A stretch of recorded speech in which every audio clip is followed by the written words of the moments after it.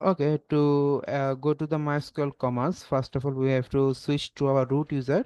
So to switch in the root user, we use the sudo su, then type the MySQL to switch to the MySQL user.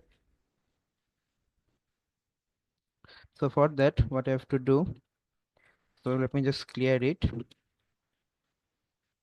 In here, if I try to access the MySQL from here by default, like suppose I want to type this is MySQL, see the access denied for this Ubuntu user. But if I go switch to my root user, like sudo su, right now I'm the root user. Now if I type the MySQL, see now welcome to the MySQL monitor because the MySQL is actually running as a root user. I extend is a root user. For that I have to access it as a root user also. So that's how I'm going to access the MySQL in the database.